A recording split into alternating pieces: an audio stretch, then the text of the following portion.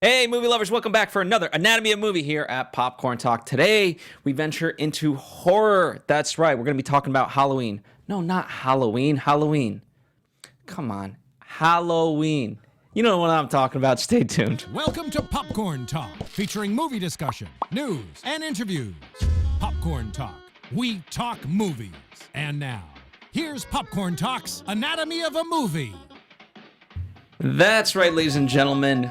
I had some humor with the intro, but we are, of course, talking about the 2018 Halloween.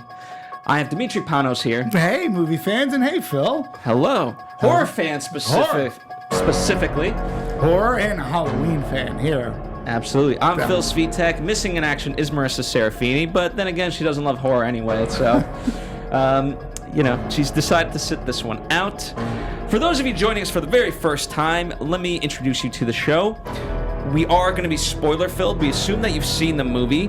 So in this instance, if you haven't, go see the movie, then come back to us. And kind of by extension, we're going to be talking about the Halloween universe. So, we have to talk about the original because it ties into this one. We're, of course, talking about this one. But then, even though this one negates the middle chunks, we'll still kind of reference those. So, just be forewarned.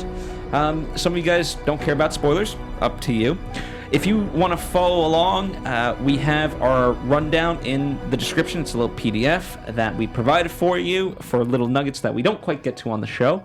And we're not just a review show. We're going to talk spoilers and storyline, of course, but we're going to talk about the production and especially the history with a movie like this. So, sure. Lots and lots to discuss there. But without further ado, going to the Halloween fan, perhaps the number one Halloween fan, certainly the number one Halloween fan I know, Demetri, what did you think of the movie? What a moniker. What did I think of the movie? Well, as you know, it was one of my, this year, since there is no Star Trek or Star Wars movie, this was my Star Wars for 2018. Very much looking forward to this movie and seeing how they would handle this story by retconning everything else with the exception of the original. And I believe for the most part, they really did it right. There was fan service, but I think there's plenty for audience service in the horror genre. I think it goes all across the boards for this one. I think people will really like it. I personally really enjoyed it. It was great to have Halloween back in this sense. It captured a lot of the style from the original, yet it updated. This movie is not the pot boiler that the 1978 version was. It is a little more brutal, but it really crosses that line. Never goes over the line, I think, in the brutality, but it really amps up the suspense and its intensity. So I did have a character issue. There's a character in the movie that ends up... There's a certain plot point that it angered me, but not so much because I felt the rest of the movie was so strong. I still give this a very high thumbs up as being a fan of the genre, and being, of course, a fan of John Carpenter's Halloween. We will talk about that. I sort of kind of liken it to our discussion last week of A Star Is Born. Interesting comparison. Well, here's why. Because in A Star Is Born, there was so much to like about the movie. Whatever parts, and I believe that there were some parts of it that we discussed that we didn't like so much, right? But the strength of the movie in its other parts, the sum of its parts really made up its whole. And it was ultimately, I have to give that movie a thumbs up and recommend. Same thing with Halloween. As much as this one character development and plot point happened, and it angered me, even after the third time of watching the movie, I still think the basis that the strength of the suspense and the horror and Michael Myers and Jamie Lee Curtis still carry it through, and it's a winner for me. Okay. Well, I was really looking forward to this, and for the most part, it was enjoyable. There's a couple things that made me scratch my head. I think the movie's at its greatest when it just does things and it doesn't have to explain them. And there's a couple of times that it tries to explain a couple of things or explore certain things, trying to go a little bit deeper, and it just abandons them. That's what disappointed me. Case in point, I think the new Doctor, and when that to me, either go with it or not. So we'll talk about a little bit of that more. He was my biggest issue. I was going to be that character. The longer he was on screen and what his character arc and plot point happened, I really disliked that character. Yeah. I didn't know what they were quite thinking there, but yeah, and we can talk about it a little more. Absolutely. And one of the things for me, I'm not entirely, obviously it's a very big decision to have Laurie essentially spend the rest of her life preparing for what may or may never come. Now, obviously it comes because otherwise you would have no movie. But nonetheless, I don't know. It just, I understand she would be traumatized and she could be deeply traumatized, but I don't know if this is what I wanted for Laurie to spend her life on. Obviously it's sad, but I think Jamie Lee Curtis played it well and she made it believable, so I bought into it. Before we get into the story, though, I want to kind of contextualize it, certainly from the perspective of how Blumhouse at least got the rights, because, last we saw Rob Zombie was doing the movies and Blumhouse and whatnot didn't have the rights to it, but then so give a little bit of the history of how the transition. There was a lot of line of Blumhouse said for an acquisition or to be involved, there was a lot going on between Trancas International, Malik Akkad, the Akkad family who owns the rights. In fact, we'll talk about one of the references, Universal. This is the second time that Universal has released a Halloween picture. The first one being Halloween 2, and then after that, it was Miramax Dimension. Getting the rights, and that's why, in fact, Miramax is in the credits. It's the first time I've seen a Miramax credit in a long time in a movie theater. Yeah. And so Miramax Dimension had owned the rights. Jason Blum, the Akkad family, or Malik Akkad now, it was his dad Mustafa, who's one of the original producers, who also owns the rights. And it was Miramax is an entity, but they don't distribute movies. They don't necessarily. I think this might have been the first moniker I've seen since their rebirth, let's call it. So it was basically getting the contracts, going through the Akkad family. Irwin Yablans is still involved because he was one of the originators of the concept, and then getting it from Dimension, which no longer exists. Basically, the rights are in limbo. Well, they were trying to make a movie, and they just never did. Yeah. And so then the rights essentially fell through. Yeah, and the script for that, the movie they were going with, which never became, and it's as such happens in Hollywood, things just look at Spider-Man, right? They just fall by the wayside. After the video that we just saw, that's actually very funny, Phil. But they fell by the wayside, so nothing was being done with the property. Mm-hmm. And Blumhouse felt that it was time. Obviously, Malik Akkad would want this to happen again, and then just getting everybody on board. And the story about getting everybody on board really, I think, is a great behind-the-scenes story, because they wanted to get John Carpenter. And they also believed you can't get this done without Jamie Lee Curtis. And then it's, who do you pick to direct this and to write it? And that came across Danny McBride, Jeff Raley, David Gordon Green, who are as far away from the horror genre that you could think of. At least on paper, certainly on paper. At least on paper, it's just out of what audiences, and even Hollywood, because Hollywood loves to pigeonhole people, but this is who they picked to write the story. And then go. Well, they were sort of they were huge fans of the original. Yes. It's not like all of a sudden this fell into the lap. Like they in essence petitioned themselves. Were like, no, we want to do this. We can do this. And Jason Blum, David Gordon Green has this great story. He mentioned this at the Halloween convention, which took place last weekend in Pasadena, where he got a text from Jason Blum, basically in the subject heading, all it read was Halloween ? And he's like, oh my God, he's coming to me to do a Halloween movie. He said it was so surreal that his legs almost went out from under him. And then it was coming up with stories and what they were going to do. And as they were trying to interweave what had happened in the past and include what has happened before recently, that meaning that the big reveal in Halloween 2 that Michael Myers is Laurie Strode's brother. And they kept on coming to dead ends with all their plot threads. And finally, they came up with an idea. What if we just jettison it all and use the original? And we're going to get rid of everything so we don't have to be beholden.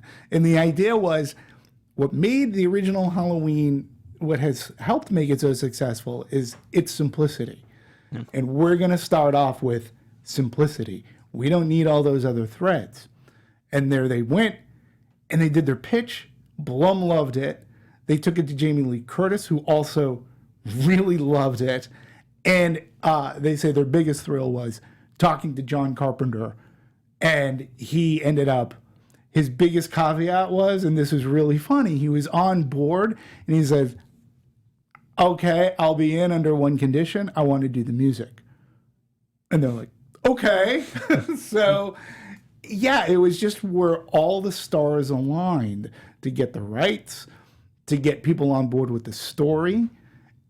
Jamie Lee Curtis is an executive producer, along with John Carpenter, have him involved. Well, that's what I like. I liked his switch because essentially the quote from him goes, I've been sitting on the sidelines throwing rocks at sort of the franchise, and granted, I haven't even seen all of them.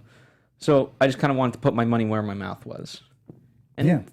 I respect that, and especially someone like you're there for the original and whatever, you weren't involved in the others, and rather than be bitter about anything, just get back into it. Yeah, and just to take it, let's go back to like 1978, 1977, 78. He was contractually obligated to be involved with at least, depending on the success of Halloween. It was huge. Contractually, he was involved to come back. He and Deborah Hill were involved in one way, shape, or form to come back for a Halloween 2. It took a few years for that sequel to get off the ground. He didn't want really any part of a sequel. He felt that he had told the story, Michael Myers' story. He didn't necessarily want to go back, but he knew he was involved. He actually did it too, in part, so he can go on and do The Fog, do a couple of other movies. And Carpenter himself will admit that he came up with the idea. He was not happy. He was drinking a lot. And he came up with the idea of Michael Myers being Laurie Strode's sister in a drunken writing frenzy. Mm-hmm. But once he was done with Halloween 2, he said, that's it. I'm not coming back. And even though asked multiple times, no, even with Rob Zombie, basically his thing was he would get some money from it because it's his, in a sense. And he was just like, hey, God bless you, man. Go on, go do what you want to do. But nobody ever consulted him. And in this movie, they actually did look towards one of the masters of horror who built this franchise. They actually asked for his input, and they took him very, very seriously. And he did the soundtrack along with his son. Yeah. Well, I think what's interesting, like sometimes, franchises, movies like Marvel and so forth, Fast and the Furious, but he really built this iconic character. And I think that to me is a step above just a franchise. That's why people want to continue these movies, because there's just such a mythos to him. Yeah, I mean, I was pontificating, probably boring Anthony with a little bit of film history. Anthony from Horror Movie News here at the network. Is that Halloween is important in movie history and in horror history it was definitely in 1978 the first of its kind. The reason why slasher, the genre, exists is because of Halloween, even though Halloween is not by all counts, it's not a bloody movie. But its popularity, and at the time it cost about $300,000 to make. It made well over hundreds of millions of dollars. At the time, too, it was the highest grossing independent movie of all time. Nobody saw it coming. And on top of that, it got good reviews. The likes of Siskel and Ebert. And I remember their review of the movie, and I was surprised because they usually didn't like a lot of types of horror, but they were open-minded enough. They gave it a really good review, did really huge. But it was from Halloween. The producers and writers of Friday the 13th specifically said, we're just ripping off Halloween. And then they just made their monster bloodier. It's a lot gorier. They jettisoned story and character, and they replaced it with slasher things. Jamie Lee Curtis launched her career. She became, let's say, the original Scream Queen.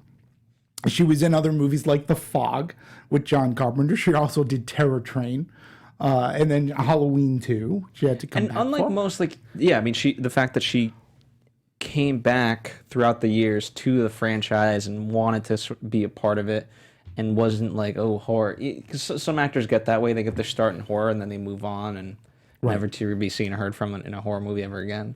Yeah, and she made a conscious decision too shortly after The Fog, in which she said, "Yeah, I'm really not going to do any more horror movies.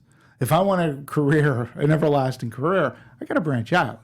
And then going on into the future, when you come to Halloween H2O, which was celebrating the 20th anniversary of Halloween, again that was Steve Miner directed, and it gave Laurie Strode something different. Again, that character is not unlike the character of this Laurie Strode in 2018, which she's suffering from some PTSD of the events that happened. She's under a false name. She's in witness protection in a sense, and preparing for the time that her brother was going to come back. So this Halloween follows some of the beats from H2O. We'll go into it more because I have probably what I think is the most exhaustively researched Easter egg references. We'll go through those later because they're great for discussion. But this also really beat for beat, a lot of it is what Halloween 2 was, in a sense. It references the movies a lot. But having her come back in this movie, when we talk about PTSD, you're saying about it being 40 years and she's still not over it, right? I don't need her to be over it, but the way in which she goes about it, right. She's basically planning, might as well be going to war with a small country. Right. Well, I liken her performance very much to Linda Hamilton from Terminator 2. In that movie, that character, Sarah Connor, is also, people think she's crazy. I mean, she's in a loony place, right? She's in a psychiatric ward because she knows she has to stop something. She's well affirmed that there's something going on that she needs to stop. She has an estranged relationship with her son, again, talking Sarah Connor. So she's suffering from, in a sense, a PTSD. Of course, it didn't happen 40 years later, but still, and she has the toughness, Laurie Strode now, as a survivalist who's suffering from what happened. She's also, I also characterize her as a Ripley from both the first Alien movie and Aliens. When you look at that character and how much that character changed, she'd seen something that really changed her life, and nobody's believing her. So Laurie Strode, in a sense, is great amalgamation of those two characters, I believe. And the way that Jamie Lee Curtis plays her, I think, you cannot help but not only sympathize, but you really are rooting for her. And if I can, for another minute, I think one important aspect that this movie brings up is, yes, when Halloween, in that movie, they had about 5 deaths. They make it a point to bring this up. And one of the boyfriends says, "Oh, come on, guys. Like, when you think about it by today's standards, like, what's the big deal? Like, he killed people. He was wearing a mask. Laurie escaped. He gets captured. Okay, story done. Big deal." Well, I like it, and he's right. When you look at today's standards, for shootings that have happened, far more people have gotten killed, right? But what happens in Haddonfield has affected the town, and the victims, or even the survivors of that tragedy, and there are at least 2 here that were around at that time in the Halloween 2018 movie, they're really deeply affected by the events that happened. in that small town of Haddonfield, because that could be anywhere USA. And the violence and the evil that happened to them, they will never forget, even though Laurie's daughter wants her to forget, and even her granddaughter says, let it go. Well, let's talk about that, right? Let's let that be the entry point into this. We, in essence, open up visiting Michael. We got our two podcasters, crime podcast galore, whatever you want to call it. And there's a very deliberate kind of point to blur the line of it's the supernatural versus not. Like when they show the mask initially to Michael and he's not reacting, but everyone else there is just going crazy. Are they going crazy because they're crazy, or does it have this like effect on them? Michael does react. As soon as the mask comes out, David Gordon Green makes it a point to show he tilts his head. It's the first time there's any movement. And then we see his shackled hands. But he does turn his head. There is something about the evil. And I'm not saying that the mask is the mask from the mask. Right. I'm not saying it's the mask from the mask and that it's causing the evil. But for Michael Myers and for everybody around, you got to, like, his whatever it is that they can't quite put a finger on and what they're trying to study. I mean, dogs throughout the history of Halloween, there have been dogs who always. It's almost like when Dracula walks by horses or whatever, like the horses go crazy. It's similar here, and here we have the mental patients going crazy. Really interesting, fascinating scene, and then we jump into the credits. Mm-hmm. Like, so so that realm of what is happening here. We see Michael Myers, and then there's Michael Myers, and then there's the shape / boogeyman. Mm-hmm. In the conversation that takes place not too long after that scene, when our podcasters go to interview Laurie Strode, it is broken down like, well, you don't believe in the boogeyman? And the guy's like, I believe in Michael Myers as a psychopathic killer, but the boogeyman, not so much. And she's like, well, you should. And so that to me is also an interesting piece of Halloween. It is certainly, and obviously I think, like, you, in order to explain a lot of the things from the first to now, 40 years later, and kind of getting rid of whatever knowledge people may have, the podcasters themselves were definitely a little bit more brutal, to the point, like, I like Laurie calling them out of, like, okay, like, what are you saying? I'm the bad guy here? Right. Like, what is going on? Like, just because I have two failed marriages and so forth, like, you forget I was the victim in this situation. Right. So I like that sort of pushback from her. It's societally topical today. And again, they wanted to put the victim with the victimizer. And that's pretty much what she says. She's more or less, get the fuck out. Payment, please, get out. And I did like just the payment as far as she gave it to the granddaughter and so forth. So there was, those are the moments that felt like Laurie, and it felt very humanistic. And because it's, in a sense, it's a little bit hard. You understand it, but it's sometimes hard to relate to a character like Laurie. Like who do you know that basically has an army surplus in their house? Right. So, but I get it. And it's interesting because, well, we've all heard stories about real people who have those bunkers, right? I mean, Cloverfield hinged, the major plot point was a guy who had a bunker because end of days. To Laurie, Michael Myers could potentially be end of days. And I'm going to be prepared this time. I wasn't prepared. I was an innocent teenager. And I had no idea what was going on. And that's an interesting thing, too, about Halloween, is that the original 1978, that movie was about evil in tainting our most comfortable, what we believe to be our most comfortable places, whether it's our neighbors and neighborhood, whether it is our bedroom, our living room. These are all places that we would look at as places of comfort and joy. And on that particular fateful night, evil comes to that town and really taints it all. You can't look at it under the same lens again.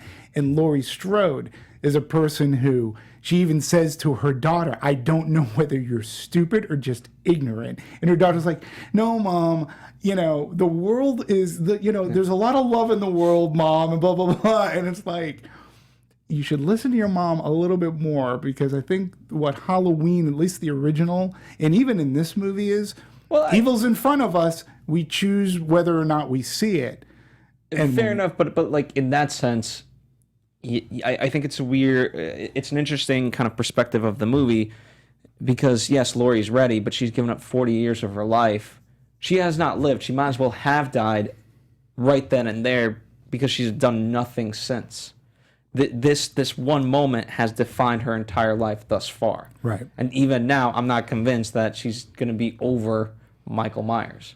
And furthermore, what I think is interesting textually, when you start to look at film criticism and so forth, there's been a lot of written about horror movies of the past as exploitive, and the fact that in particular Laurie didn't win because of any particular skills. She got lucky. And so I think to a certain degree, I don't know, I think they were aware of that in the writing process and said, okay, now we're gonna make her prepared. Well,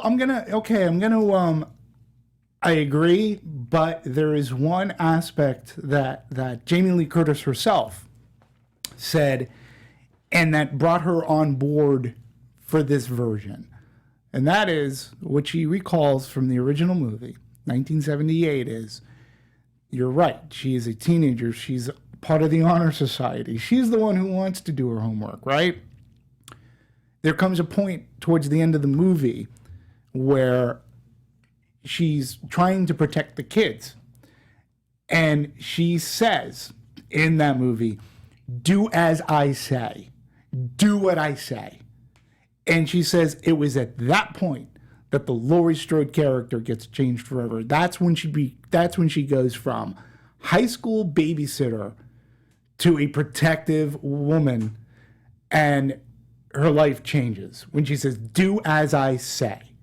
And she's basically telling, run out, go to the Mackenzie's house, call for help. We need help. Just do what I tell you to do.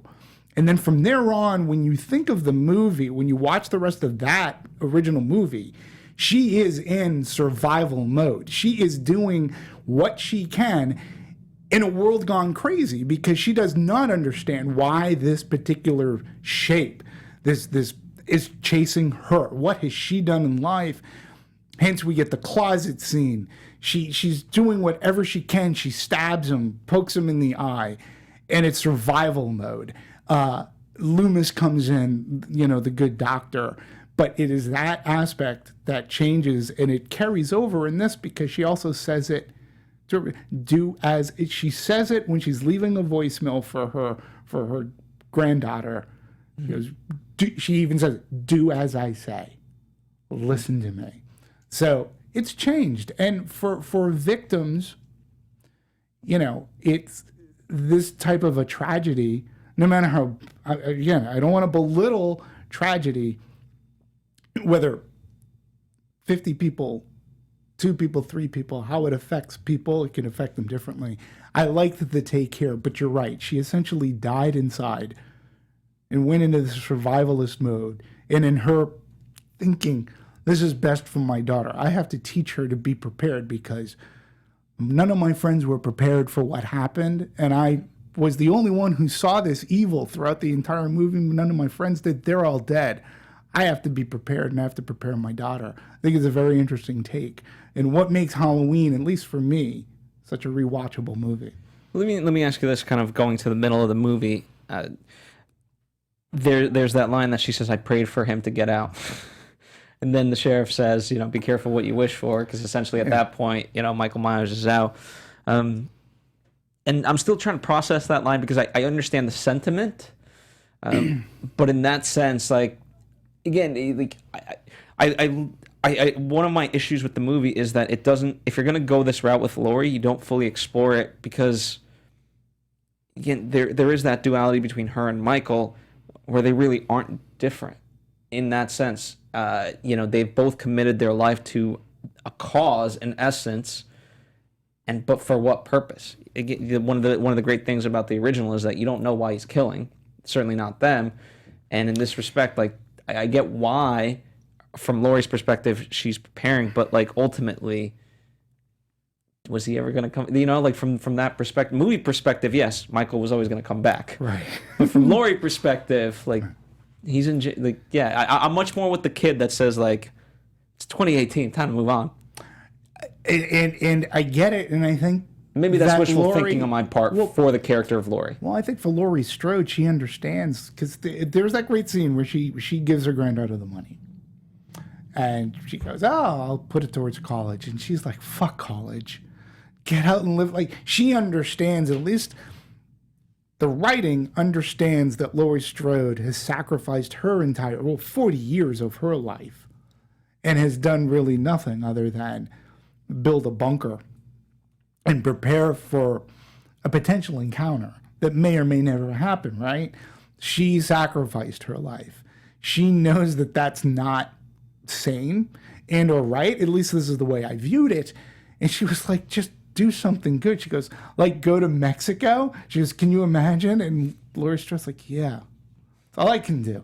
And I really do think that there was a sense of, I've been so affected. I haven't gone to Mexico. I tried to get married. I tried to have relationships. I tried to have a normal life, and it didn't work out for me. I want you, granddaughter, to have a normal life. Don't worry about what your mom says. She's going to get over it. You deserve a normal life. And even later in the movie, Laurie, to her daughter, she says, I am sorry for the way that I raised you. I do love you very much. She goes, I have to go finish this. And she goes on into what I felt, some of the tensest 15 minutes of recent, in a movie. So I really think they took great care in writing this character. And she's tragic, but she's also someone that you root for, and you do root for. Because also, I will say, for a horror movie, I can't remember the last time that there were audience, like, applause-worthy moments in this movie. And there were at least two.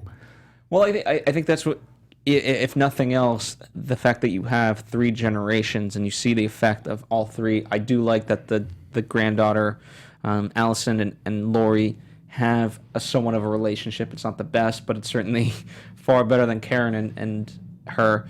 And so from that perspective, for me, even though I wasn't, like, I felt sad for Laurie, but I think the effect of all of this, when you look at, like, Karen didn't do anything, and certainly now, like, even next generation, Allison ultimately didn't do anything. So when I look at it, she deserves to not suffer from this. And so the sacrifice that Laurie is making to prevent the horrors from ever reaching her family, that I respect, and I think that was more of the strength of the movie, and I wish it just thread that a little bit more at times. Because in essence, that's where, like, even though the movie overall kind of repeats a lot of the feelings and emotions, right? When you talk about evil entering the town, well, that's, again, same thing here. It's just there's one person conscious of it, like, hey, we got to be careful, but no one else is, and the fact that it is affecting Allison in that way, right? The granddaughter, that's where the horror comes home. Yeah, and to your point, because I think that there's another really good scene that also says a lot with the 40 years of preparation. Okay. And it was interesting. So the two podcasters go to visit Laurie Strode, and one of them throws out, they're transferring him, and she completes the sentence. Yeah, I know, to such and such place, 7 a.m. tomorrow. It's like, she already knew. She knows everything that's going on, it seems. She goes to Smith's Grove with gun in hand. Like, I'm going to take care of this tonight. I'm going to take care of this. And she doesn't have the courage to do it. She doesn't know what she's doing. That's when she shows up at the restaurant. The scene where she can't do it says, when she was like, I prayed for 40 years that he would escape or get out so that I could kill him. And here she is where she has an opportunity and she can't do it. She can't be that evil because this entity is just boarding a bus, being taken away. And I think that goes against what have I been doing for 40 years? This is it. This is it for me. I can take care of this problem right now. And she can't do it. And she's left a crying mess. And she goes to the restaurant and we see what happens. And then we get the backstory and the daughter. Like this was my life. I found that to be very interesting that she couldn't pull the trigger until she literally was in harm's way. It certainly is interesting because then obviously that has an effect on her mentally. It's, how much more justification do you need in that sense, like to kill somebody? They've already, it has affected you this much. They've ruined your entire life. They've killed off your friends, and you need another reason from this person to actually kill him. Right. Yeah. There is something very awful about that sort of notion. I can't go over that line because then I would be no better than him or so, and I found that to be very interesting. Now, there is one other character in the movie that was affected by the violence, and that's Will Patton's cop character, okay, Frank, I believe his name is now. This I found very interesting, and I found the exposition to be interesting because, and it was exposition, we learned that Frank was a first responder in 1978 to help Laurie and to hunt down the shape, Michael Myers. And he knew what Michael Myers brought to the little town of Haddonfield. He knew back then that people died in this community where everybody knows each other. And, he knew Dr. Loomis. And in fact, he was the one, they say, that kept Loomis from actually killing Michael Myers there and then, and learning from his mistake, so to speak. And seeing Michael Myers' name on the call sheet of who escaped from that bus, that he even said, this one gives me great concern. Like, it's 40 years to the day. And he, too, was affected by the violence, even though he didn't lose anybody as far as we know. But he knew of what Michael Myers could do to Haddonfield. And there's also the randomness. That's the thing about the original Halloween is we don't know. We don't know what spurred him to kill his sister. We don't know why he's tagged on to these teenagers. Well, let's talk because they make a point to revisit the grave again, and Judith.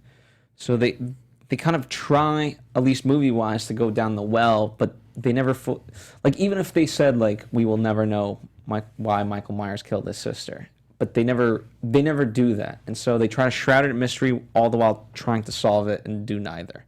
So how did you respond to that? Again, it's one of the great mysteries, I think, of Halloween, the original. You have to remember, too, nobody expected, okay, so when we see the clown outfit, we see that the grisly murder in the first movie, when you see it for a first time without knowing anything about it, without knowing what Halloween is, when they take the mask off and you see it's a 6-year-old boy, right, that was a shock to audiences, okay? We all know the story by now. So the grave was also something that was used, the tombstone was used in the first movie. It was taken out. Yeah, it was taken out. It was stolen by Michael Myers. And it's interesting in this movie because they go to the grave. It's the only reason why people could visit Haddonfield was because of this tombstone, because of its notoriety. And our podcasters go there to see this. And somebody else is watching them too. And it's Michael, the escaped Michael. And something brings him back to that cemetery. I don't know what the lure is, the lure of his sister. But he obviously at 21 goes back to steal the tombstone. And now he's coming back to the origins of his first victim. And he's there and he sees the people they don't see the evil except for the one, the what would you call it, the gravekeeper woman. She notices something.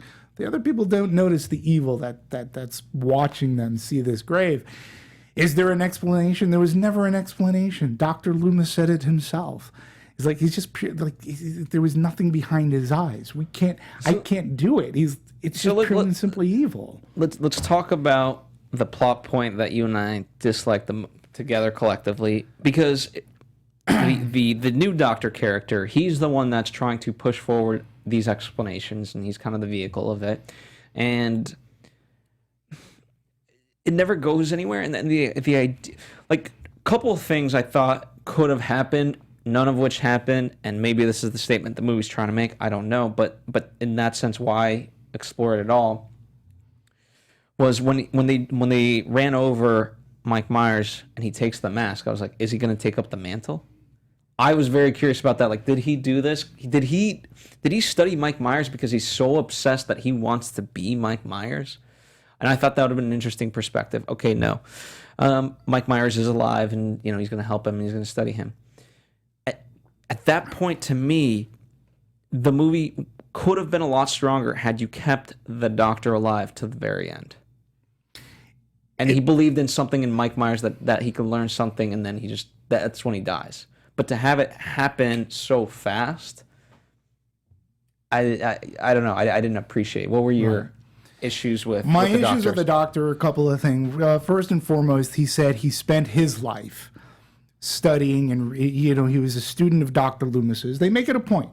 I was a student of Dr. Loomis's. I've studied. I've made it an obsession. Now, Loomis was the true obsession or I should say, Loomis had the truest of obsessions about Michael Myers. Okay, within the universe, he was the, he was the balance. He was, he's the guy that said he's evil. Countless times, people would not believe him, and if for a person to study Dr. Loomis and come away with really nothing, that's what I got away with. Like, if you truly believed in what Loomis said, there would be nothing more to study about Michael Myers and what Michael Myers had to do or meant to do. And so for him, it was just like, not only it gave a really shitty death to Will Patton's character, I felt.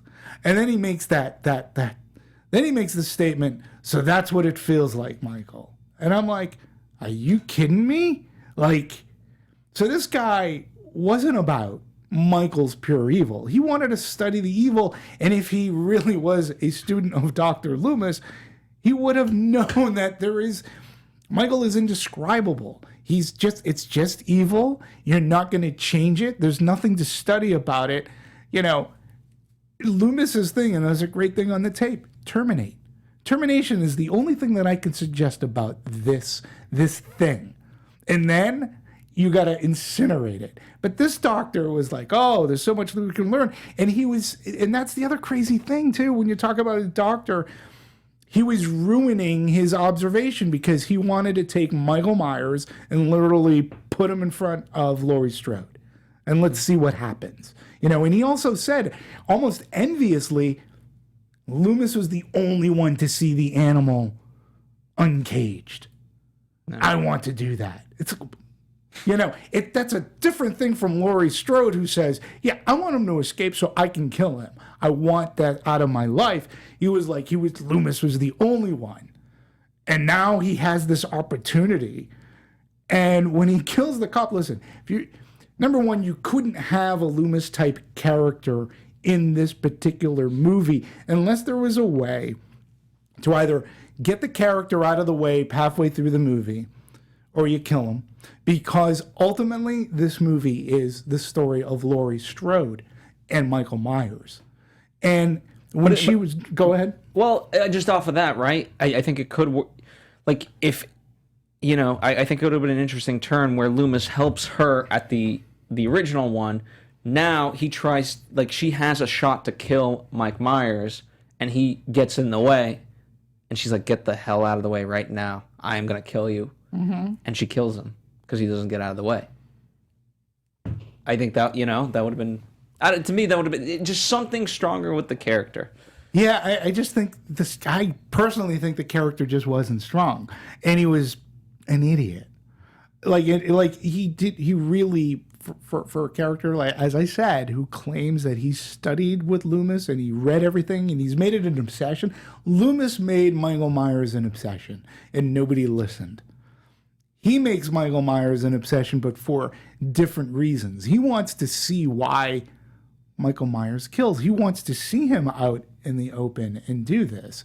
And when he turns on the cop, that to me was like, oh my God. It's like, and we lost. I liked Will Patton's character, Frank, and it's for him to be taken out by the of all people, that doctor. I was glad that he got his head stomped on. I was like, good riddance, because that was a plot thread. And the more that character was in the movie, he just became he was just annoying to me, because he was, even when Laurie says, "Oh, so you're the new Loomis, you're the other Loomis," Very meta comment. Yeah, very much so. And it just, I was like wondering, where are they going with this? Because he wanted to. And again, if he studied Loomis wanted to hunt Michael Myers down.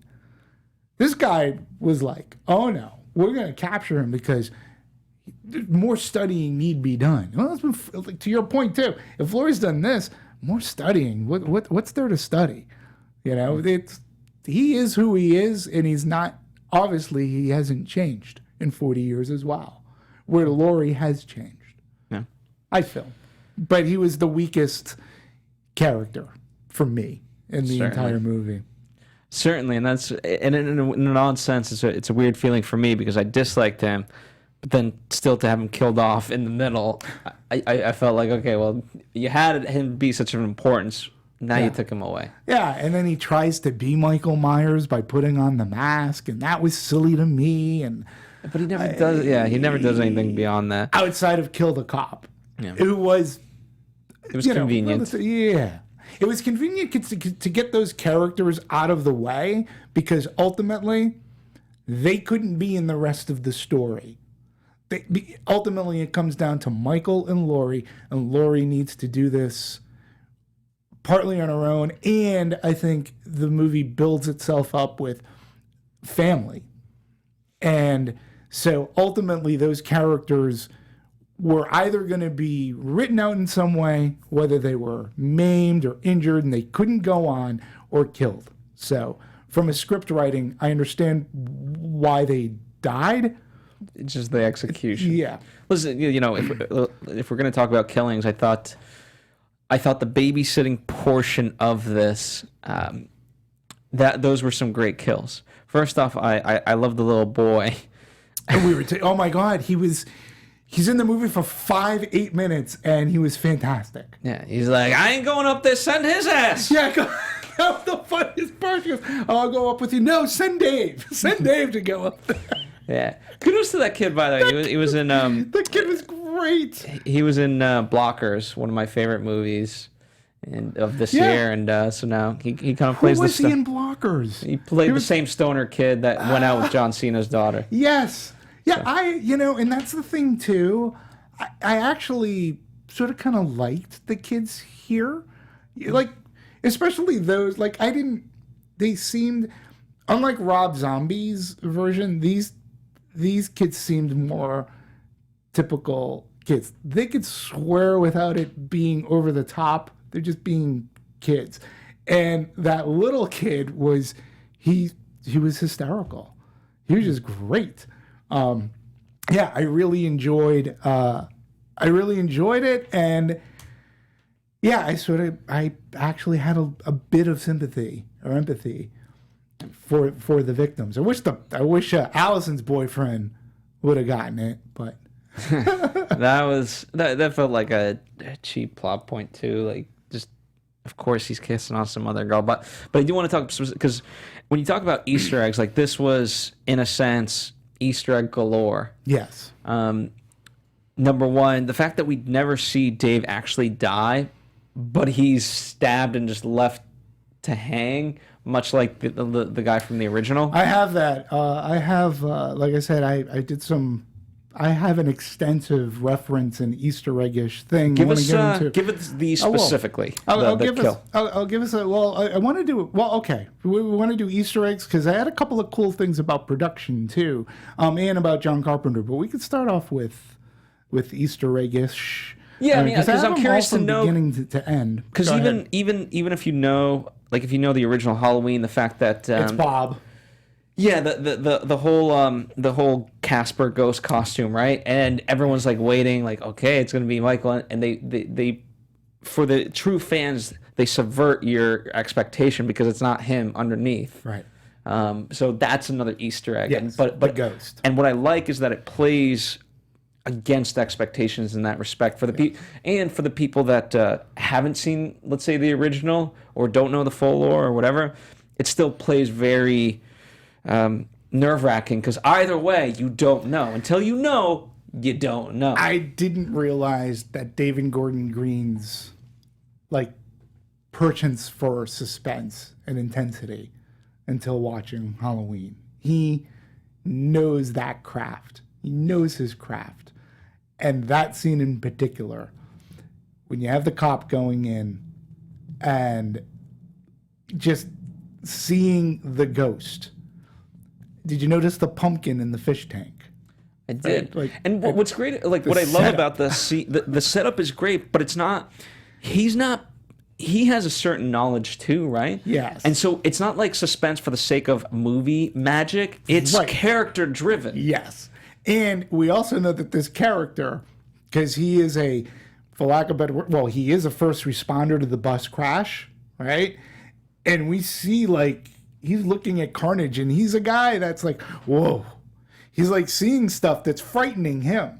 So when he's going into the house under a domestic disturbance, which is what the little kid probably called in, right? Because but he was told, run, go get help.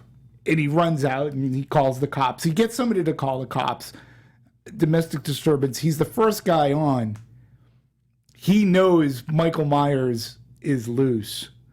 And going into the bedroom and seeing a somewhat hulking figure too, right? And coming up, and it was just the way that it was built, and being the recall to the original movie where we know what the ghost is, Bob the ghost, when he pulls it off, you're like, oh my God, and so many things are happening because Laurie Strode shows up. And it's a great scene too, where we see the bedroom where the cop is, and it tracks on over, and Laurie sees the shape for the first time. And she takes a shot, which gets the cop out of his reverie. And then we see Michael Myers walking down the hall. He turns around and he's like, he knows exactly who it is, takes off a couple of shots himself. And even when he comes downstairs, he's still like, he can be anywhere. I still have to be about my wits. And then we come up to the pinning on the wall, which is, comes right out of the original, where Bob got pinned up to a cabinet. And I like the fact that we didn't have to see that. Yes. It's just we see Dave going in, he's kind of hesitant. And, if nothing else, I got to applaud Dave for having the courage to go in. Fuck this, yeah. And, unfortunately, it ends in his demise. Yeah. And he gets, and it's surprisingly, there are a lot of off-camera deaths, or deaths that we don't necessarily see, and we see the aftermath of. Mm-hmm. When you think about it, David Gordon Green I think he did a fantastic job, so that when he doesn't pummel the audience with gore, although you can see the aftermath of it. The gas station scene is one that comes to mind. Again, it was greatly framed as the male podcaster, or no, it was the female. She was asking about the loo or the bathroom. And as she's walking, we see behind her, we do see Michael Myers just beating the shit out of a mechanic, right? So we don't see that death happen. When the other male podcaster comes in, we didn't see the death happen, but we see the aftermath of the attendant Same thing with going on into when the shape arrives at Haddonfield. You know, we didn't see the old lady, you know, with the curlers making the ham sandwich. We didn't see her get beat, but we heard it. You know, I thought the chair flying across the room was a nice touch. You know, he was really great at balancing kills and the violence, and we could see the aftermath and the violence that aftermath led to. I thought was really well done. And then every now and then he did have the, you know, he had the gore factor when the guy got his head booted in. That, or even just to kill like a child, that was very early on. Yes. That was very deliberate as far as, well, number one, as far as I'm concerned, but as far as Michael, like that's what sets him up to be like, okay, he is still the same killer. Like he doesn't care, man, woman, child. And I have to say, I was talking about this earlier today. I believe in that entire franchise too. And you're hard pressed in slasher movies in general, but in Halloween, that had to have been the youngest age-wise that was killed. I mean, that kid, what, 12? Yeah. Everybody else is in their teens, well into high school, seniors in high school. Not this kid. I was a little bit surprised. That was dark for me. I thought the kid was gonna, because again, they were sort of kind of setting it up like the original Halloween, and the nurse gets out of the car and Michael Myers gets in and drives off. I thought the kid was going to get out of the car, but nay. I was like, whoa, and that set a tone for me right there and then. It's like, okay, that doing things right this time for Michael. He was a kid. Yeah, he was literally a kid. So let's, you know, I definitely want to get into the production stuff, but before we do, I want to talk about the ending. Okay. Because this is the final show. Like this is like, if this is a boxing match, this is what we came to watch. Laurie versus Michael. Yeah, so many rounds. Now this is the last round. Right. How did you said it was the best 15 minutes of suspense or horror? Or I forget how you fully described it, but best 15 minutes in a long time. 15 minutes of suspense. I mean, just again the way that it was filmed, and again for fan service. You know, the references from the throwback and the recall to the original, which I think is part of what led to, because these are the scenes, this is the part in which, all the times that I've seen the movie, where the audience erupted into applause. And people were like, yeah, I was like, oh my God. The way the way, again, that it was written and David Gordon Green set it up, I mean, just from the beginning, from when Michael comes onto the property, we saw the scene in the trailer where he goes through he breaks the glass window in the front door and lifts Laurie Strode up. How is she going to get out of this? He gets his fingers blast off. And then her hunt of him in the house, which I felt was really suspenseful because they kept the house primarily dark. And you know that he lives in the shadows and where and when he'll pop out. And of course we see the slatted closet, the infamous slatted closet door, which of course Laurie does not forget, which leads us upstairs. We also noted we have that thing where the bars are rolling down. I'm like, okay, you understand what she's doing. And then when the final showdown in the room with the mannequins comes and she gets thrown off the balcony, and he looks down, she's there. Allison comes home, the shape looks, he focuses his attention to that, and then when he looks back down and she's gone like a ghost, that too, the audience was going crazy. And when it comes downstairs, and then to me the reveal with the whole bunker, the basement, that was great. And I really felt that I forget the actress's name, Judy Greer, when she was playing the rabbit, Mom, I can't do this without you. And then he comes in his shape, she goes, gotcha. People were going nuts and he gets shot. But then we go to the Dean Cundy-ish, Laurie Strode is now in the shadows. She has become the ghost, and she pushes him down. and they're coming up, and he's like, "You see, honey, this isn't a cage, it's a trap." Well, let me. I thought all that stuff was great, but as far as the ending, I don't know if I'm satisfied or not. Well, the burning or the burning, because in this sense, right, it does leave the door open for, is he dead or is he alive? Because when they show the burning aspect of it, we don't see Michael. There is a very deliberate shot. There are two things. Two things happen in the movie that leave it wide open. We see Michael with the flames around him looking up. Okay. They get out of the house. The house goes to blow up.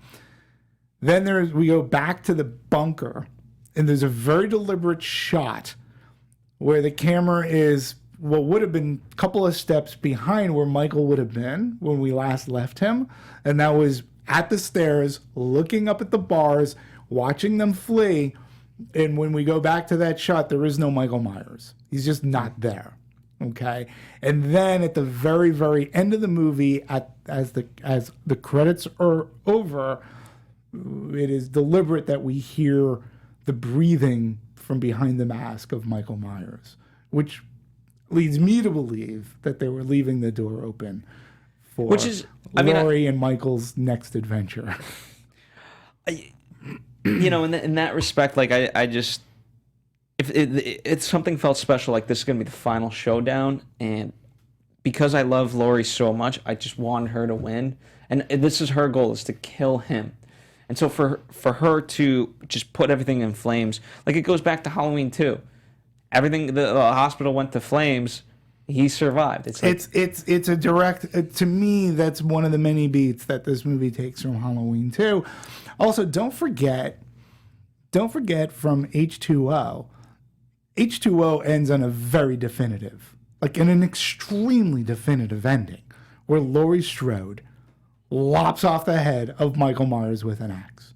I mean, that's how it is. And that movie ends with just the catharsis of it's over, and it ends with the breathing of Laurie Strode, not Michael Myers, and his head rolls off.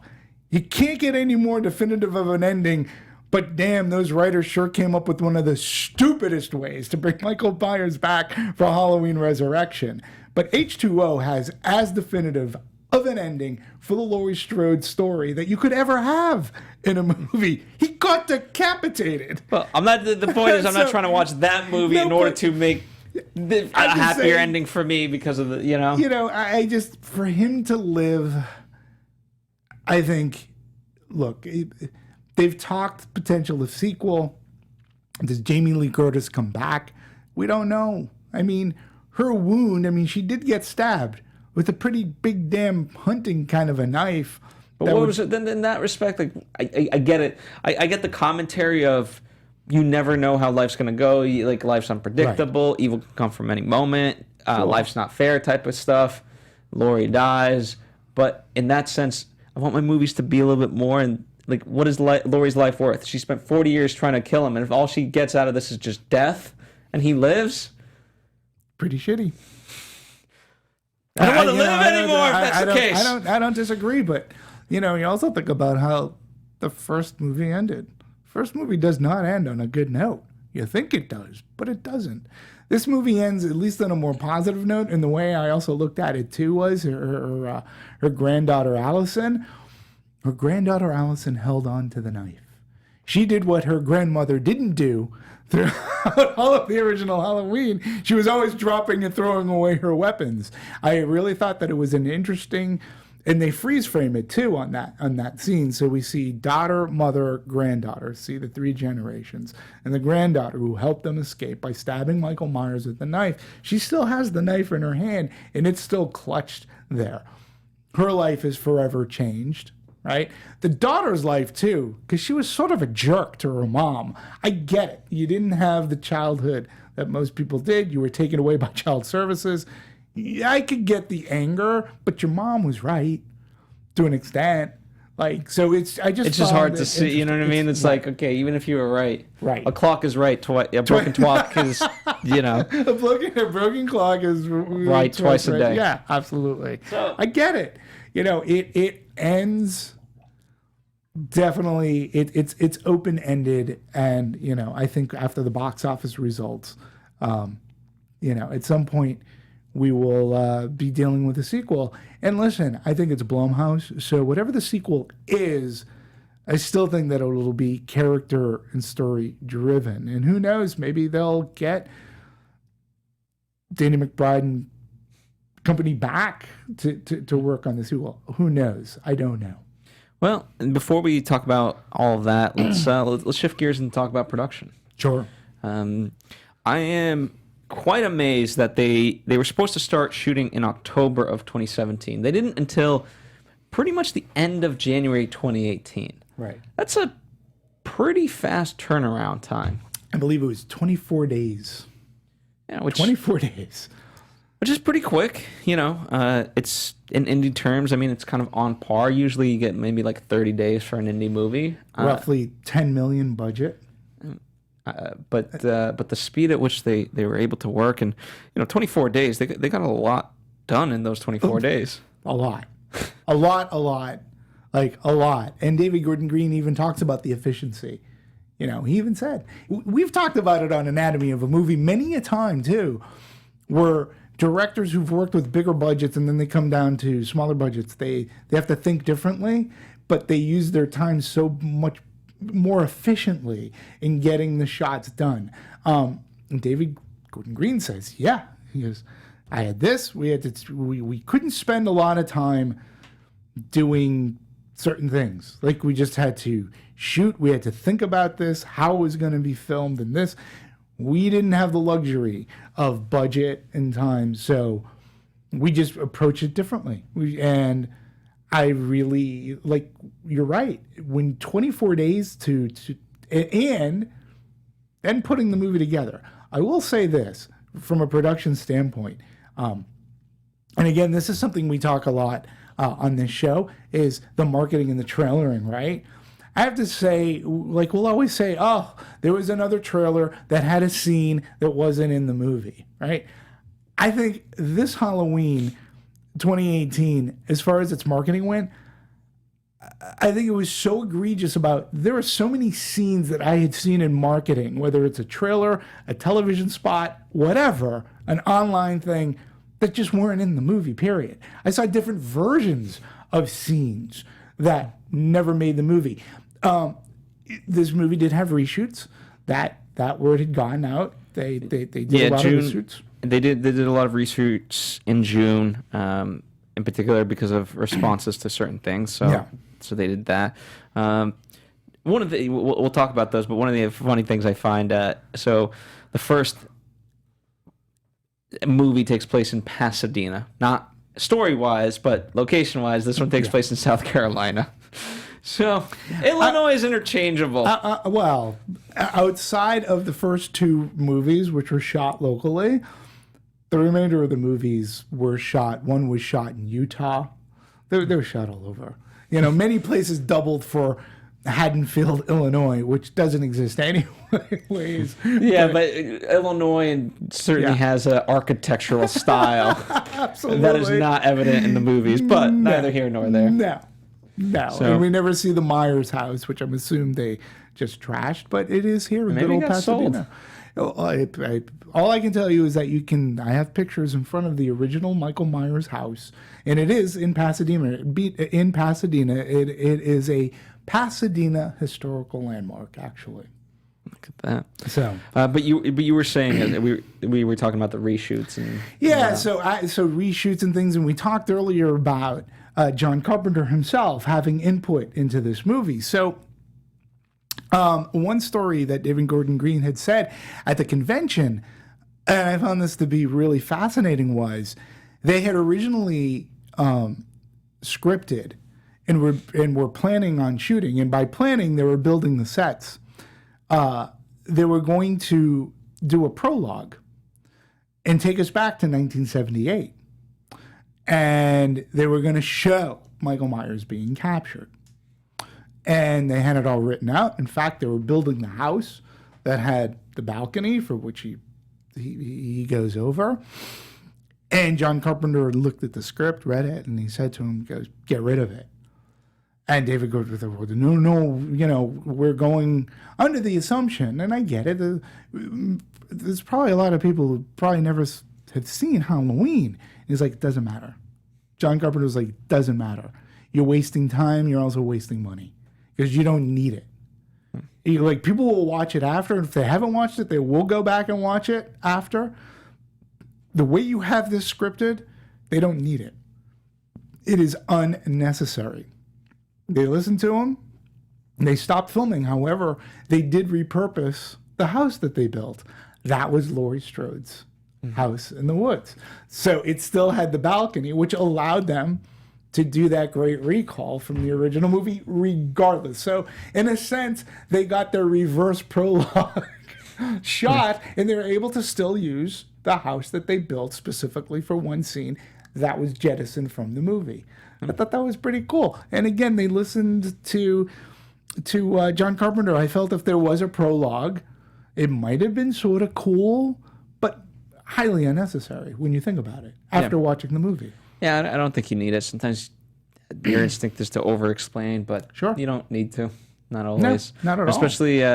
Especially the whole premise that you're going for, like the original, it doesn't necessarily have to explain too much. Sure. So. And it also led to, they had all this thing going on, and like I talked about, it was all about simplicity. The philosophy and the rule of thumb was, we need to make this as simple as possible. Which, for 10 million in 24 days, I think they did. Yeah, and it had the same spirit. Like we were talking, like Carpenter has a lot of tracking shots, and certainly this movie had a lot of those. Absolutely. Throughout. The use of, we've talked about it, the use of shadows and light in particular, and being able to utilize those throughout. Speaking of which, we've talked a lot about Jamie Lee Curtis coming back, but the original actor that played Nick Castle. He comes back. He comes back. So we got the true OG cast. Yeah, which is James Jude Courtney, I believe, or is it Courtney? James Jude Courtney, I believe, who plays Michael Myers of The Shape now. But we get the original Nick Castle, who was a friend of John Carpenter's, and he basically got the job because John Carpenter liked the way he walked. And that's a compliment. Yeah, he's like, I like the way you walk. It's when you're underneath that mask, it's scary. So saw him at saw Nick Castle at the convention as well. Nick Castle went on to have a fairly decent career as a director. He did The Boy Who Can Fly, which is a really good movie, and one of my favorites, The Last Starfighter. With Lance Guest, who was also at the convention because Lance Guest was in Halloween too. But I talked to him about Last Starfighter. It was a really good movie. I like that movie. But yeah, it was great that they had this family back. They also, at the end of the movie, it is dedicated to Mustafa Akkad. Mm-hmm. So when Malik Akkad, who's taken up the mantle for Trancas, this is their life being. So they want to make as many Halloween movies. They want to keep the cash flow flowing. But they did a good job here. I think they did as good a job equally here with putting the thought into H2O. I think they did a good job. And we've sort of talked about the specifics of it, but the general sense also was to have a sense of deja vu visually, through the various things, but subvert it. And I think they were able to really do that overall. Even just kind of certain shots, right? It'd be fun to do a comparison. I'm sure someone on YouTube will eventually, but like the kids walking down the street going to school, and it's all reminiscent of even just like the actual way it's shot is pretty comparable. Absolutely. And it's three. It's we've got Vicky, Allison, and Dave walking down the sidewalk, just having conversation, as teenagers do, and going to school. You're right. It was just they didn't really take away too much from the design of the original, but they just made it contemporary. The kids were contemporary, probably more age appropriate than PJ Souls, Annie, and Jamie Lee Curtis, I believe, were in their 20s, so a little bit older than your average high school kid. But the kids I thought were really good in the way that it was shot that way. The tracking shot, which again is a great homage to not only the original but Halloween 2. Yeah. And that. So I definitely want to spend time talking about the music, because when you talk about it being the same but different, certainly it's the same but different when and John Carpenter, like we mentioned earlier, that was one of his requests. He does come back to do this. Cody Carpenter is also one of the composers, as is Daniel Davies, but not to be honest, not as much of the theme as I imagined it would have. No. The soundtrack is interesting too. And just like a little aside, within the past, I'm going to say within 5 years too, John Carpenter has sort of kind of taken this movie, or I should say music track. He's released a couple of albums, believe it or not.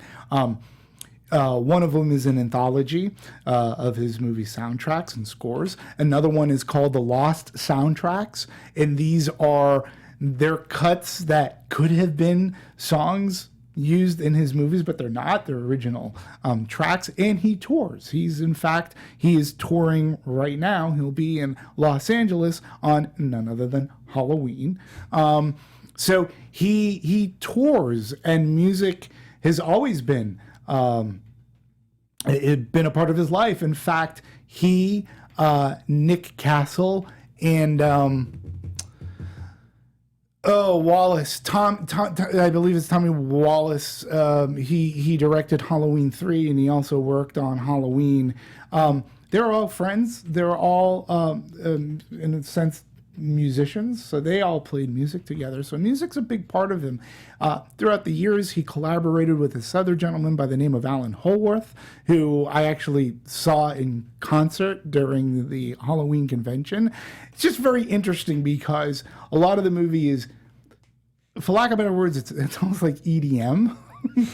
A lot of it is synth and from a computer. So it was really interesting to see Alan Holworth on a stage with a Mac, and literally it was a Mac with a synthesizer, and seeing him like pressing buttons and doing this, and I'm like, dude, it's okay.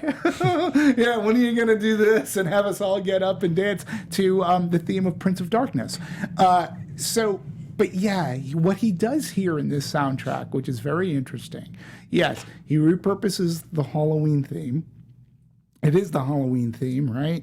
But when you look at the tracks, he takes it's done purposely, where he says, Michael kills, like a track will be called Michael kills again, the shape kills.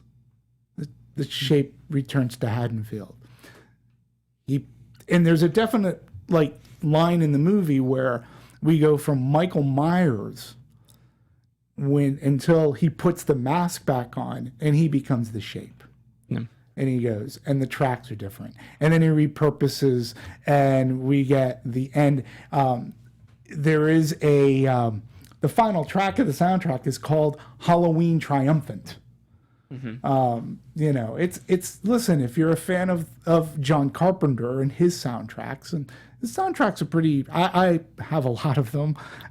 This is really, it's a decent soundtrack. I like it a lot. It's really interesting to listen to the music to Halloween was never overstated. And it really, to watch, and this is a John Carpenter story, to watch Halloween, when they showed it to execs without any music at all, the execs were bored stiff. And then when he added the music, it added that element. And I think that the music in this movie works the same.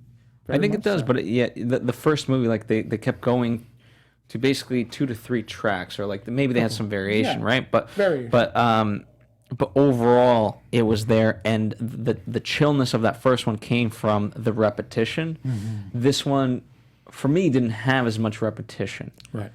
So I was kind of... It did. I was just kind of interested in that they didn't go that route. But it's there. There's a track on the album called Laurie's Theme. It's extremely short. If it's even a minute, I'd be surprised. And basically it's 44 seconds. 44 seconds. And basically, if you play it, it's a repurpose of that theme that you hear repeatedly in the original of, it was the slower theme of if Laurie was walking or whatever. It's just a repurpose of that. When you listen to it, those familiar notes are there. Well, it does heighten the moments that they very purposefully, from what I remember, use the theme to come in at a very specific moment, and it's a trigger for the audience of now it's on. Right. So when it does come in, boom, this is the final fight. Before that was the pregame stuff. Now we're in it. So I did appreciate that. Yeah. All right. So going into it, we're doing something a little bit different, at least for us. Normally we cover movies a week after it releases to give you, the audience in particular, a time to see the movie.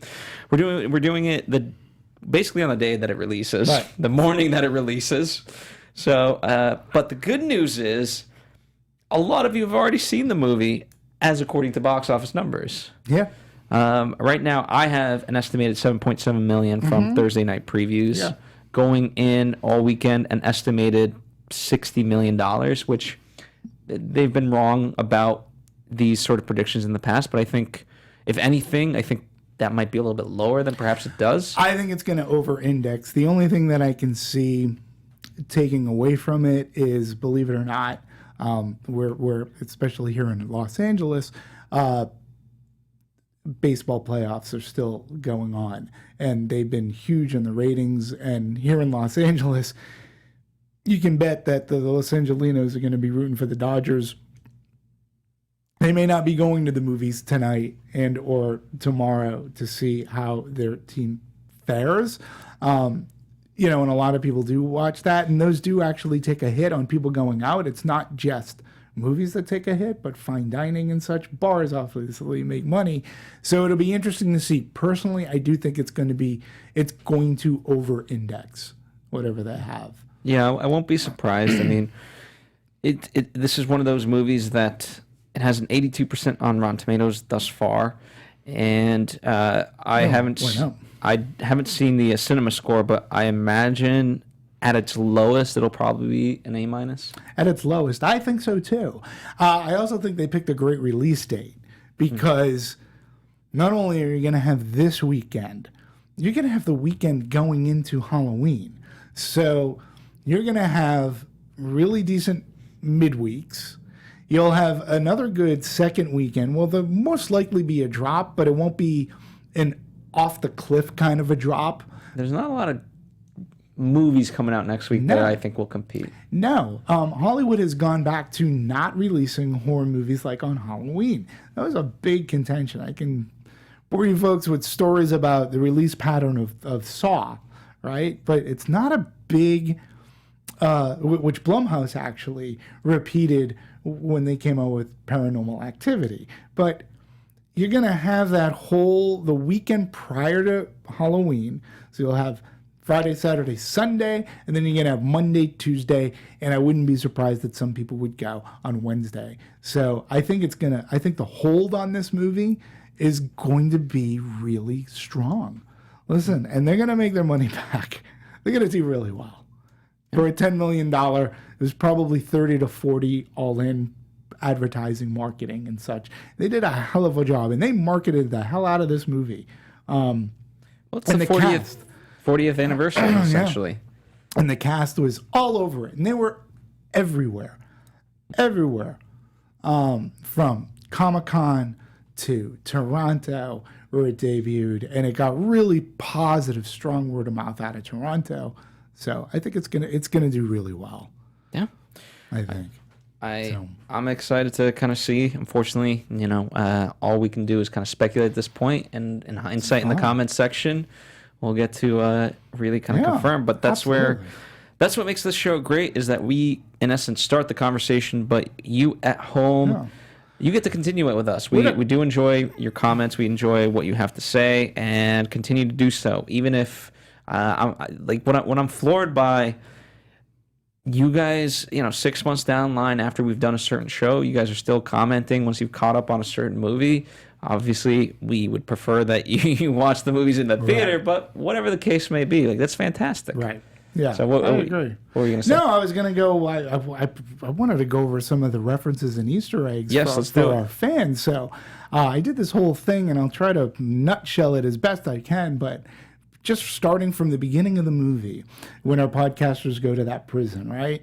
First off, we see Michael's left eye is scarred over from when Laurie in the original movie poked him in the eye with a hanger. We also notice a scar on his left side of his neck, and that's when Laurie poked him with the knitting needle taken from the first one. They kept that in there.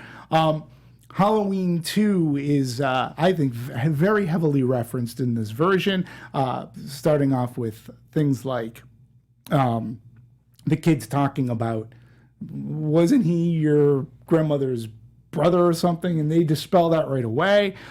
And then something really interesting with our podcasters again, when they go to visit Laurie Strode, there's a great callback to the original movie.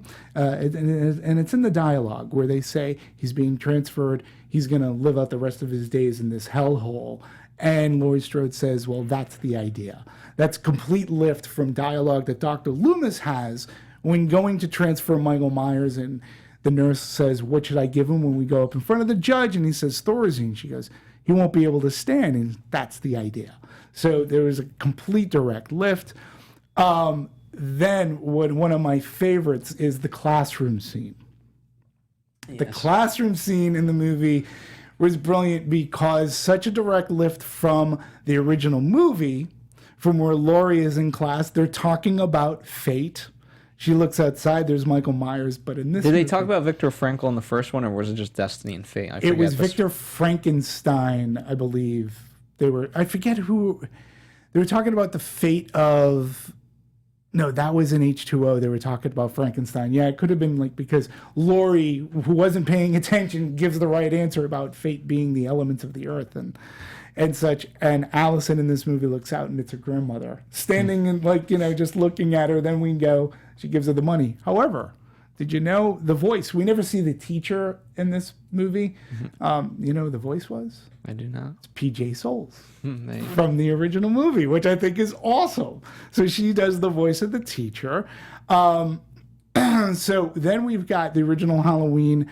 Okay, this is sort of a tough one. So the father and son, while they're in the pickup truck, they turn on the radio. Okay. The song that is playing on the radio is Just the Two of Us. That is the song that John Carpenter and Jamie Lee Curtis made up for Laurie Strode to sing to herself as she's walking down the streets or the sidewalks of Haddonfield, and then the shape comes in the focus. She's just singing this made up song, Just the Two of Us. They actually made it into a song for it to be played on the radio. Halloween 4, some of the references there. In Halloween 4, the beginning of the movie, Michael is being transferred from Smith Grove, gets put on board to an ambulance. Things go horribly awry for the ambulance and the ambulance drivers and the attendants. In this movie, Michael's being transferred as well. Things go horribly wrong for that bus and for the attendants. So there's a Halloween 4 reference. So then we have, again, from Halloween 4, another reference is the gas station. The gas station scene. There is a scene in Halloween 4 where Loomis goes to a gas station to fill up. Michael Myers has beaten him there to the punch. When he can't hail anybody to come down and take payment, he finds a dead mechanic, a dead attendant in a diner. There's that. Then also we have the bathroom scene. The bathroom scene in which our podcasters get killed. That comes right out of Halloween H2O, in which in H2O, it is a mother and daughter who go to a rest stop bathroom. They get terrorized by Michael Myers, who they fare better than our two podcasters. They escape because Michael Myers is basically, his truck has run out of gas and he steals their car. So it goes like all over. Oh, the opening. Oh, or actually, Talking about the credits? When the shape enters Haddonfield for the first time. This is Halloween and Halloween 2. In Halloween 2, there is a man with a boombox. He's walking through Haddonfield Square. He bumps into Michael Myers. It is through the news is playing, and Michael Myers finds out that Laurie's at Haddonfield Memorial. In this movie, it's a little boy dressed as a pirate who has a boombox on his shoulder who bumps into Michael Myers. We look up. Michael Myers then turns and he's going down to an alleyway. We see a woman with the hair curlers on. And as he's walking down, if you were listening closely, you will hear the poem that opens up the original Halloween, Witches and Goblins on Halloween night, the thing, trick or treat, and then Halloween opens. That is being said by children outside of the house. The woman is a direct reference to Miss Elron from Halloween 2, in which after Michael gets up and escapes from Loomis, he goes to a house. Miss Elron is making a ham sandwich for her husband, who's watching Night of the Living Dead. It's to a news bulletin. She goes over to watch the news bulletin, and Michael Myers comes in, steals the knife, a couple of drops of blood, goes off to another house. In this movie, he walks in, he gets a hammer. We see that this woman is making a ham sandwich. She leaves the knife down. He goes in, bludgeons her, drops the hammer, picks up the knife, goes to the next house, which in Halloween 2, it's a hapless teenager who is being warned by a friend over the phone what's going on. She's scared. Same thing happens here. Same results happen to that victim. Like I said, there's just like a ton of all these references. Oh, we have, there's a reference to Halloween 3. 2 of the 3 masks that are featured in Halloween 3, which was a skull, pumpkin, witch. In this movie, we see the pumpkin mask and the skull mask. And at the end of the movie, 2018, Halloween 3 was given credit for that. We have, the Elrons actually get mentioned when Oscar, prior to his demise, and he's sitting in there with the motion-activated lights, he goes, Mr. Elron, hey, sorry, you're not trespassing. Complete reference there to Halloween 2. We already talked about Bob and the pinning. They even referenced the Rob Zombie movies. The Rob Zombie movies where in Halloween 2, one of the workers to the Rabbit and Red Lounge, which is from the first movie, he gets his head stomped on by Taylor Maine's Michael Myers. So then we get, in the end, as I said, there's just a ton at the end of the movie. There's one really obscure reference that has nothing to do with the movies. It takes place at Laurie's compound when the cop car slowly comes in and crashes, and Ray comes outside and he opens the door. He decapitated one of the cops and used his head as a jack-o'-lantern. That actually is a reference to one of the Halloween comics that was written, a really good one called Night Dance. And there is a panel of one of Michael Myers' victims who's decapitated, and he's carved it as a jack-o'-lantern lit from within inside. And then, of course, we already talked about the end of the movie and how referencey to the original that is, even using Dean Cundy's use of darkness, where Laurie comes out instead of the shape to attack Michael Myers. So that's what I've noticed. If you've noticed any more, I could have missed some. Let me know. Absolutely. So, as we said, that's what the comment section is for, and we do want to hear from you. We encourage you to, especially as you see it, watch us and let us know what you thought. But that has been our coverage of Halloween 2018. I'm sure we will be here for the second one, not because of us. Of course we're going to be here, but because there will be a second one. I think so. I think it's inevitable. Yeah. I think it's something we can all look forward to, and I look forward to more horror movies from Blumhouse. Sure. You saw it last night. Can we talk trailers first? Did you get the trailer for Happy Death Day to You? I'm looking forward to that. So Did you see the trailer? I did. I saw that trailer last night too. It was really, really solid. So speaking of horror movies you can look forward to, Happy Death Day 2. To you. To you. Thank you guys for joining us. We will also be covering First Man, and next week we're going to be doing The Hate U Give and maybe one other movie. So lots to look forward to. Thank you for joining us. On behalf of D Movies 1701, that's where you can interact with Demetri. And you can't kill the boogeyman. At Serafini TV is Marissa's Twitter and Instagram. Even though she's not here, you can always interact with her. I'm at Phil Svitek, and we are at the Popcorn Talk. That's the entire network. Thank you guys for joining us. See you next time. Bye. From producers Maria Menounos, Kevin Undergaro, Phil Svitek, and the entire Popcorn Talk Network, we would like to thank you for tuning in. For questions or comments, be sure to visit popcorntalk.com.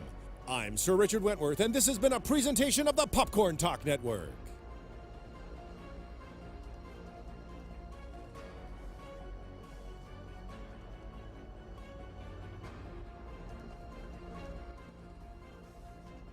The views expressed herein are those of the hosts only and do not necessarily reflect the views of its owners or principals.